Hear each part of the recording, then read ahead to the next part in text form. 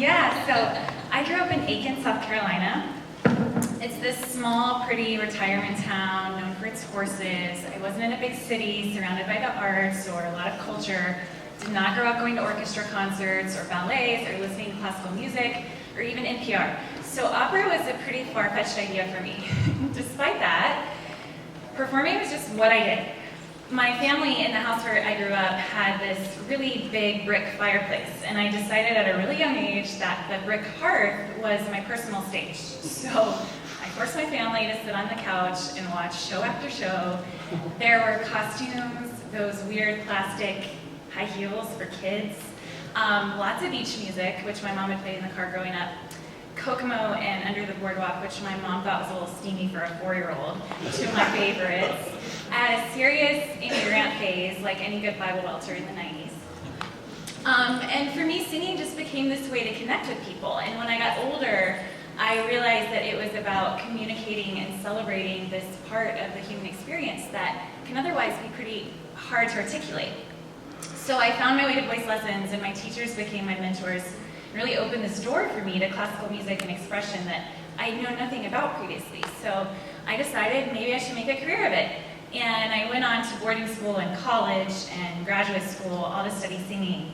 And I had a great time. I was a mezzo-soprano, so in the business those roles are known as witches, bitches, and boys. So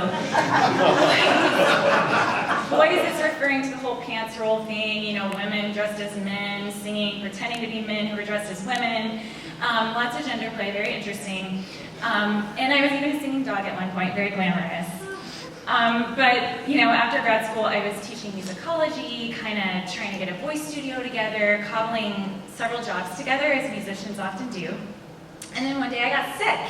So I later found out my thyroid had failed, but this was really problematic for my voice. And I reached a point where I had to make a call. This career that I had planned didn't feel safe anymore. And to be honest, the recession was not making employment for musicians look any easier. So it was time to improvise. And the next part was really scary because I really loved answers and plans, and looking forward and not knowing what my life would hold was really terrifying. And so there's a lot of anxiety and some tears. And, you know, I found work in admissions at a college and with a fashion designer, but I just felt like I wanted more. I really wanted to create something of value and be in a place where I could learn and grow.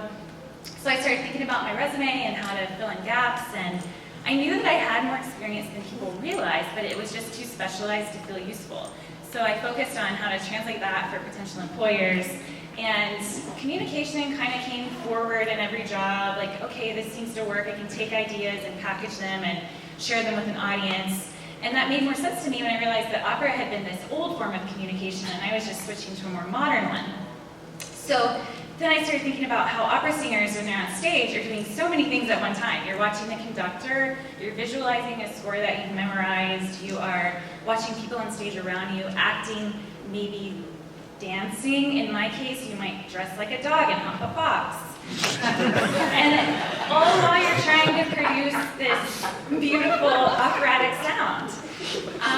So I started talking about what that might mean in a real life scenario. So, okay, I don't know, ability to execute under pressure, balance competing priorities, whatever. Musicians are also relentless because the practice room really teaches you things about yourself. And no matter how good you sound, you can always make it a little bit better or refine it further. And oftentimes those small steps often feel like your only chance to have a shot. So lots of rehearsal and preparation. Musicians are also project-based because there's always a new project or a new performance to learn, entirely new material and new approaches, new styles. So regular growth is kind of required. And you know, after trying to collect some experience, I reached this point. I was working at a marketing firm, working with startups on the side. You always needed help to try to kind of get more experience. And I thought, okay, I think maybe if I stop and let go of some of that work and do a dedicated job search, maybe I can have better results in kind of what I'm looking for. So around that time, I developed an interest in IBM, and specifically social business area, but it felt impossible to break through. I mean, I had been working at like a 6-person marketing firm, tiny in comparison, and then I found this role for social business storyteller. It looked exciting. I thought maybe it could be a fit. And for once, I actually knew who the hiring manager was because he had put it on Twitter. I think a few of you might know the guy I'm talking about. So I reached out to him on LinkedIn and tried not to sound like a stalker. And our exchange was positive, and I felt hopeful, but I just kept looking forward, next thing, whatever. And a couple of weeks after that, my life was kind of turned upside down, and there was a curveball because my house burned down. So it's crazy. I mean, all I can do is laugh. My husband and I were in the second-story bedroom of a townhouse we owned and looked out and saw huge flames already up to the roof and beyond. So we literally ran out of the house barefoot in pajamas in the middle of the night, never to go back home. So it was one of those moments that just leaves you so grateful to be okay and wondering how to pick up the pieces and move on. So 2 or 3 weeks later, I actually heard from Ed Brill about that job that sounded so promising, and I know what to do. I was like, should I panic? Should I be excited? Like, my life is in shambles. I'm wearing clothes that aren't mine. I'm like moving from hotel to friend's apartment to hotel, week to week to week. Okay, where do we live? Insurance, rebuild, like, what's going on?